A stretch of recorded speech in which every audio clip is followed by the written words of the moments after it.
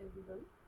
Now in this lecture we will know how we can design a Butterworth filter. That means how to determine the order of the filter from the specifications.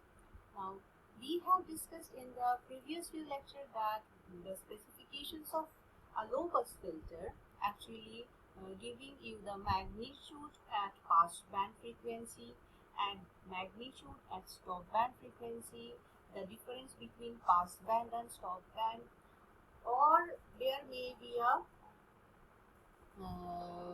part which is giving you a corner frequency or critical frequency. It may be pass band frequency or may not be pass band frequency. Now in this low pass filter that is drawn in the diagram I am getting that the frequency, the pass band frequency, the magnitude at pass band frequency, that is I have considered it as 1 upon under root 1 plus eta square.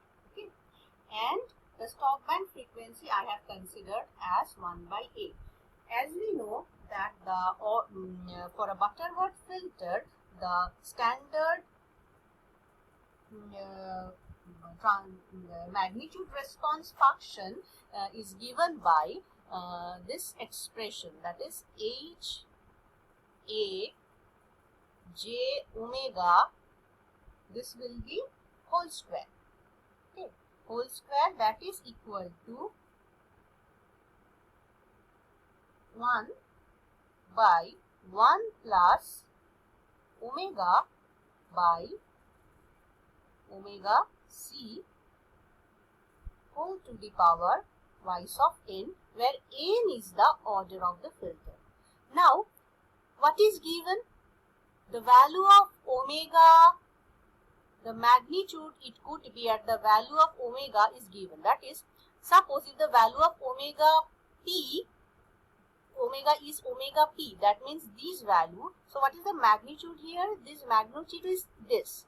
So I can substitute from this value here. So if I substitute this value here and the value of omega p here, I am getting the equation like 1 upon 1 plus eta square equal to 1 by 1 plus omega p upon omega c whole to the power twice.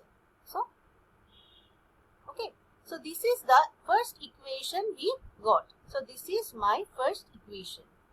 So from it I can also write that 1 plus eta square is equal to 1 plus omega p by omega c whole to the power twice n. So I can write that eta square is equal to omega p by omega c whole to the power twice n. So this is my first equation.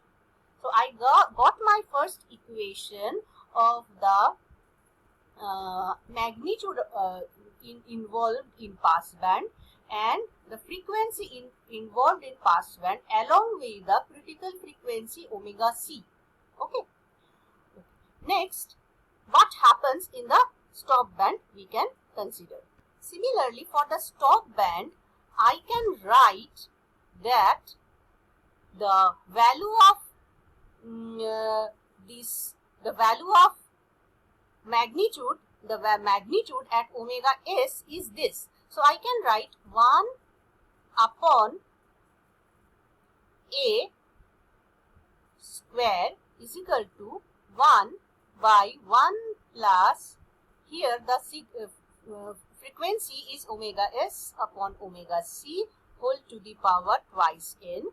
So from here I can write that a square minus 1 is equal to omega s upon omega c whole to the power twice n. So this will be our second equation.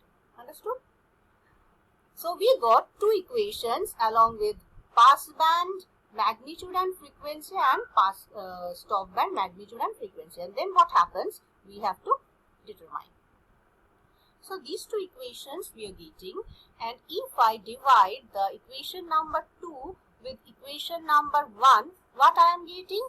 I am getting that the value of omega s upon omega p whole to the power 2n is equal to s square minus 1 by eta square, right? So this is the value I am getting. Now we have, from this equation we have to find this order of the filter. So we have to take care how we can dissociate this value of n. So for that we are taking log, because only log can help us here. So we are taking log in both sides. So after taking the log we will get this expression. So now we can also write that this, if this 20 cancel out and 2n comes here, 2n is equal to log 10 s square minus 1 upon eta square divided by log 10 omega s by omega p. Okay, so this is the expression, and if so this is twice of n, and if I want to take the order, it will be half log 10 s square minus 1 by eta square upon log 10 omega s by omega p. So this will be our expression for determination of the order of the filter. So this is very important, and in this lecture you know that how you can calculate the order of the filter if the passband magnitude and the passband stop band magnitude as well as the passband frequency and the stop band frequency is given to you using this formula. Okay, so in this way you can able to get the order of a Butterworth low pass filter. And after getting this order, suppose this order is 1, 2, 3. One thing I have to mention, that the order is never a fraction. It will always be a whole number. Suppose you calculate and get a value 2.3. So it will always be 2, not 3.